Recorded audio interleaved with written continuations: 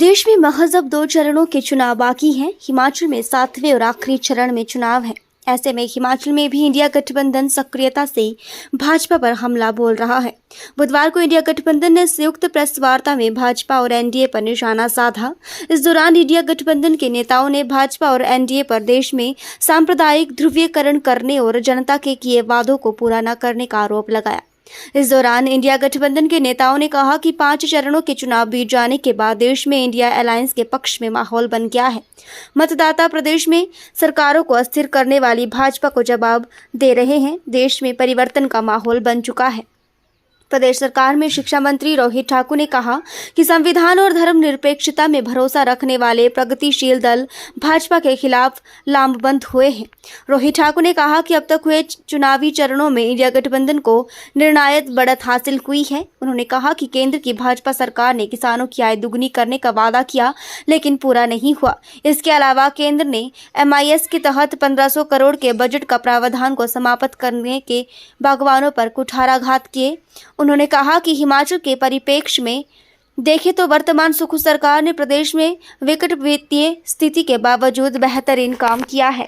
अध्यक्ष ने कहा हमारे इंडिया अलायंस की जो निरंतर पूरे प्रदेश में राष्ट्र में हमारे जितनी भी हमारी प्रोग्रेसिव पार्टीज है, प्रगतिशील पार्टियां हैं, जो धर्मनिरपेक्षता और साथ ही साथ लोकतंत्र में विश्वास रखती है, वो एक तरह से जो भारतीय जनता पार्टी का कुशासन 10 वर्ष रहा है उसके लिए लामबंद हो रही है और पूरे राष्ट्र में एक माहौल भारतीय जनता पार्टी के विरुद्ध हो चुका है। एक परिवर्तन स्पष्ट रूप में दिख रहा है और वर्तमान में लगभग कोई 5 चरण हो चुके हैं और मैं समझता हूँ मात्र अब हिमाचल प्रदेश के संदर्भ में हमारे इसको 7-8 दिन शेष रह गए और हर आपके चाहे पार्लियामेंट की बात हो, विधानसभा सीटों की बात हो, हर जगह एक निर्णायक बढ़त कांग्रेस पार्टी ने मैं समझता हूँ प्राप्त कर दी है। ये एक तरह से सब्ज बाग दिखाने की बात रही है कृषि बागवानों के साथ। आपको याद होगा चाहे 14 या 19 की बात हो,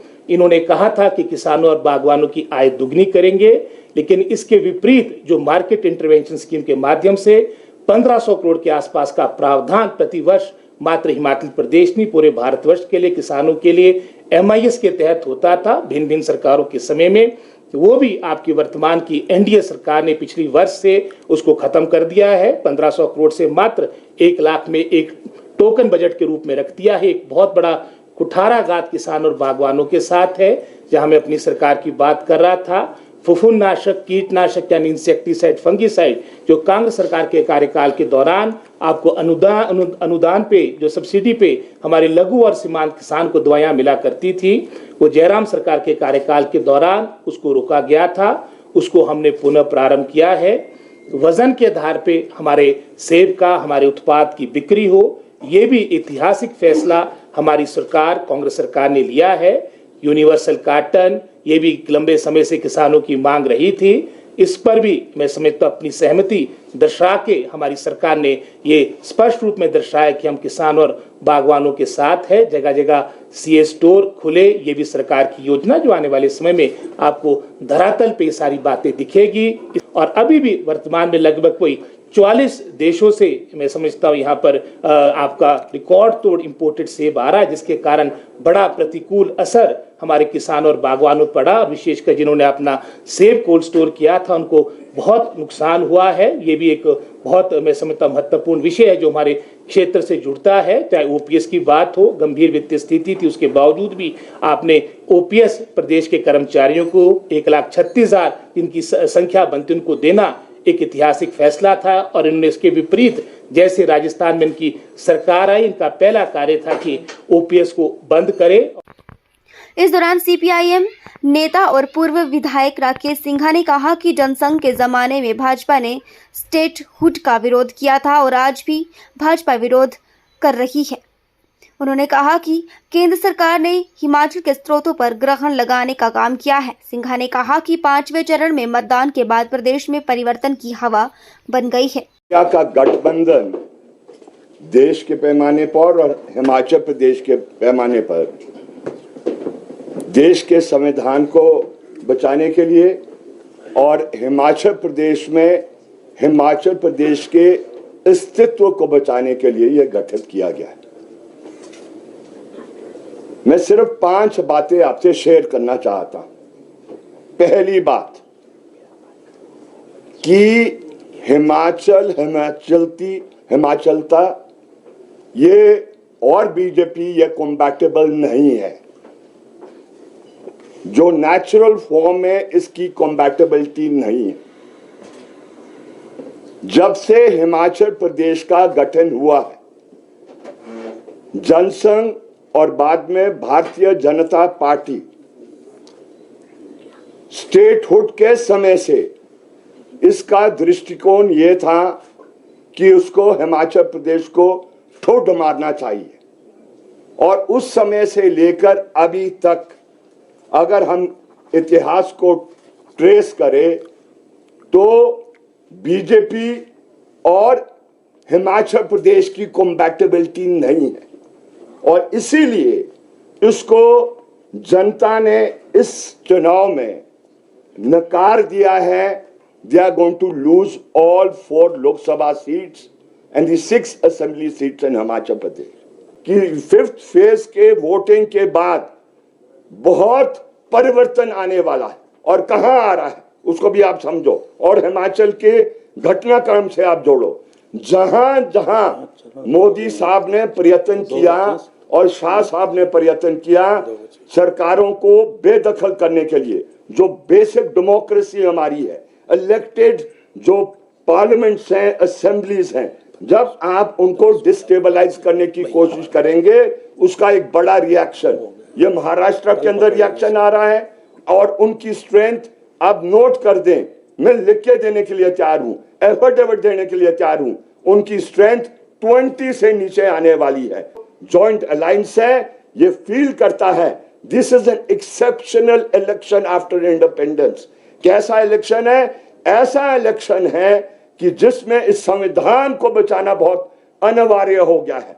it is not only the need of the different political parties that exist in the country, लेकिन ये नीड है पीपल ऑफ दिस कंट्री का। ये संविधान राष्ट्रीय मुक्ति आंदोलन की धार ने बनाया है, कुर्बानियों से बना है और वो आपके अंबेडकर साहब ने उसका वो हेड कर उसको बनाया है। लेकिन आज बड़े दुख से हमें कहना पड़ रहा है सिर्फ उसको खत्म करने का कार्य नहीं कर रहे हैं, लेकिन जो हमारे देश के अंदर जो पिछड़ी हुई क्या कहते जातियां हैं और आपकी ये वो है उसको वो रिप्लेस करना चाहते हैं, उसकी जो उसको रिजर्वेशंस थी उसको खत्म करना चाहते हैं क्योंकि उनका कोर जो वोटर है और वो कोर जो उनकी पार्टी का है वो ऊपरी जाति के लोग हैं। माफ करें जब मैं ऐसी व्याख्या कर रहा हूं, लेकिन मुझे आप गलत नहीं समझना और इसलिए वो इस संविधान को समाप्त करना चाहते हैं। And this alliance stands for saving this constitution, saving this country, saving the people. And आखिरी बात मैं ये कहना चाहता हूं, इनका डीएनए, बीजेपी के वालों का डीएनए देख लीजिए और इनका डीएनए इस प्रकार का है जो एंटी पीपल है, एंटी हिमाचल प्रदेश है, एंटी दलित है, एंटी फार्मर है। वो पिछले 10 इयर्स ने ये सिद्ध कर दिया है। जब इनका इम्तिहान हुआ वो ये साबित हुआ है ये प्रो पीपल कहीं रहे नहीं है और इसलिए आज अगर हिमाचल प्रदेश का अस्तित्व को बचाना है, सेब की खेती को बचाना है, तो इस इंडिया अलायंस ने वाव कर दिया है आखिरी सांस तक इस लड़ाई को, इलेक्टोरल बैटल को आगे ले जाएंगे।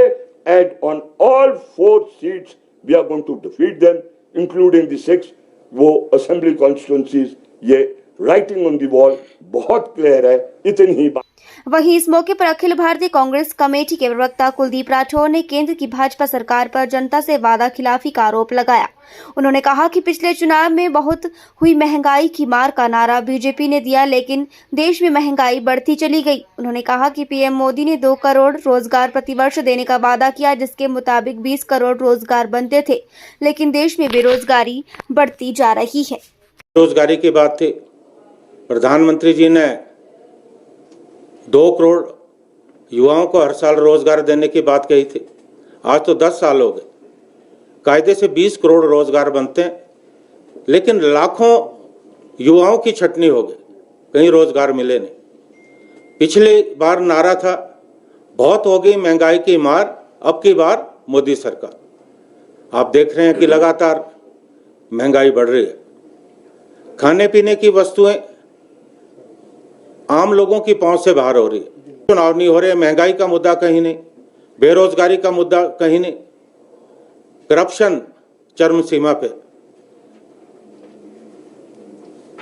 आज जो बड़े बड़े उद्योगपति हैं देश में, 4 या 5, पूरा धन का संचय उनके हाथों में हो रहा है और ये सरकार मूक दर्शक बन के बैठी है। और एक बहुत बड़ा घोटाला मैंने प्रेस कॉन्फ्रेंस में आपसे जिक्र किया था पूरे तर्कों के साथ, जो इलेक्टोरल बॉन्ड का है, वो सामने आया। और मैं ये समझता हूं कि आज़ाद भारत का ये सबसे बड़ा घोटाला है कि किस तरह से इन्होंने अवैध रूप से डराकर धमकाकर धन का संचय किया। आज पूरे देश में हर जिला में इनके आलीशान दफ्तर बन रहे हैं। दिल्ली का जो दफ्तर है वो तो 5 सितारा होटल से भी बढ़कर है। ये पैसा कहां से आ रहा है, ये एक मूलभूत प्रश्न है।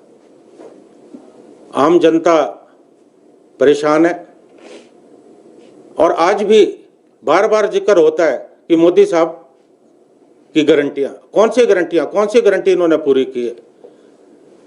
लोकतंत्र में आज विपक्ष का हक बनता है कि हम इनसे प्रश्न पूछें कि आप बताएं कि आपने पिछले 10 वर्षों में क्या किया। हमारे इंडिया गठबंधन के सभी साथी इकट्ठे हैं और मजबूती से इंडिया गठबंधन आगे बढ़ रहा है। और प्रधानमंत्री जी, क्योंकि सूचना तंत्र उनके पास है, उन्हें निश्चित तौर पे सूचनाएं मिल रही है कि एनडीए लगातार पिछड़ता जा रहा है।